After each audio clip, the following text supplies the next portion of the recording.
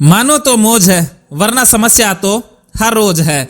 आपके बार बार कमेंट्स आते रहते हैं कि सर हमें बिलीव के विषय में बताएं कि बिलीव कैसे बनते हैं और रॉन्ग बिलीव को कैसे चेंज किया जा सकता है। आज की इस वीडियो में आप जानने वाले हैं हाउ टू चेंज बिलीव, तो आप इस वीडियो को पूरा जरूर देखें। मैं राजेंद्र जोधपुरिया आज की स्पेशल वीडियो में आपका हार्दिक स्वागत करता हूं।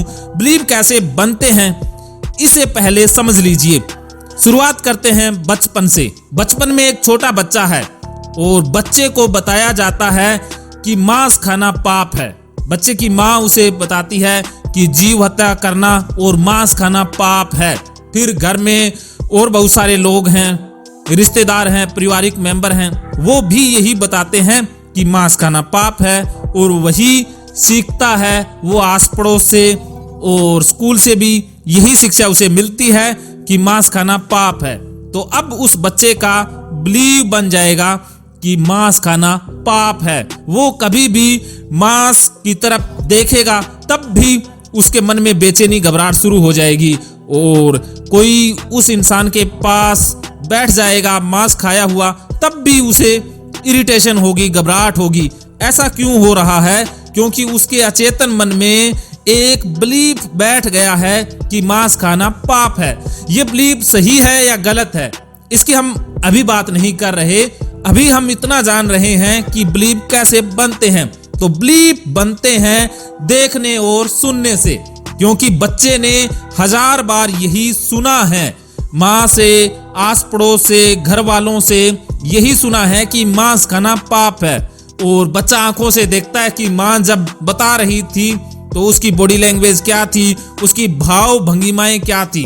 बाकी परिवार के मेंबरों ने जब बताया तब उनकी शारीरिक मुद्रा, हाव भाव कैसे थे। तो बच्चा देख करके और सुन करके ही तो सीखता है, अर्थात बिलीव बनते रहते हैं। देखने और सुनने से बिलीव बनते हैं। अब देखने और सुनने से बिलीव तो बन जाता है। कोई भी बिलीव अगर बन गया वो सही है या गलत है इसका फैसला हम नैतिकता के आधार पर नहीं कर रहे। हम इसका फैसला कर रहे हैं शांति, अशांति, घबराहट, बेचैनी, डर के आधार पर। किसी बिलीव के कारण आपके मन में डर, बेचैनी, घबराहट, गुस्सा, नफरत पैदा हो रही है तो वो बिलीव गलत है।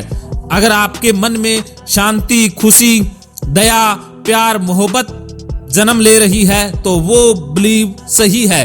तो इमोशन के आधार पर हम फैसला कर रहे हैं कि बिलीव सही है या गलत। ओसीडी वालों के बिलीव ज्यादातर गलत ही होते हैं, क्योंकि गंदगी का बिलीव है, भगवान सजा दे देगा या कुछ बुरा हो जाएगा, ये उनके मन में बैठा हुआ बिलीफ है। ये भी सुनने और देखने से ही बना है। बचपन में उनको ऐसी जानकारियां सुनने को मिली और देखने को मिला, उसी से उनके मन में एक बिलीफ बैठ गया। अगर उस बिलीफ के कारण डर, चिंता, घबराहट बढ़ रही है तो वो बिलीफ रोंग है। अगर भी बिलीफ के कारण शांति, खुशी, दया, प्यार, मोहब्बत बढ़ रही है तो समझ लीजिए वो बिलीफ सही है। तो अगर गलत बिलीफ बन गया तो अब उसे बदले कैसे? उसको बदलने के लिए यही 2 रास्ते हैं।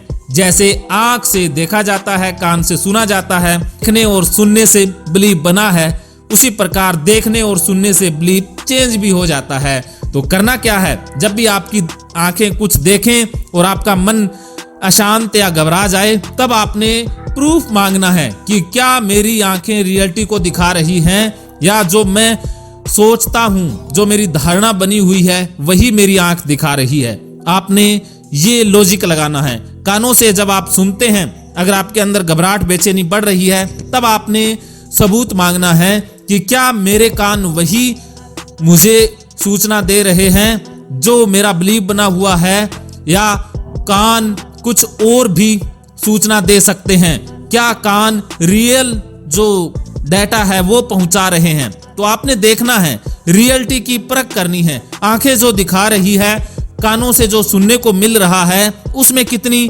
सच्चाई है? क्या आपकी आंखें सच्चाई को दिखा रही है? क्या कान सच्चाई को आपके दिमाग तक पहुंचा रहे हैं? इसका फैसला करना है। कुछ पल रुक करके आपने सोचना है, विचारना है कि देखा और सुना गया क्या रियल है, क्या सत्य है, क्या ज्ञान पर आधारित है, या कृष्ण जैसे कहते हैं कि सिर्फ योग माया है। जब आप इस तरह से प्रयास करेंगे तो आपको सफलता मिलने लग जाएगी। फिर भी आपको कहीं भी मुश्किल आए, कहीं भी आपको दिक्कत आए, तो आप भागवत गीता का सहारा ले सकते हैं, सीबीटी, हिप्नोथेरेपी और माइंडफुलनेस का सहारा ले सकते हैं। इसके लिए आप मुझसे फोन पर बात भी कर सकते हैं। मानो तो मौज है, वरना समस्या तो हर रोज है।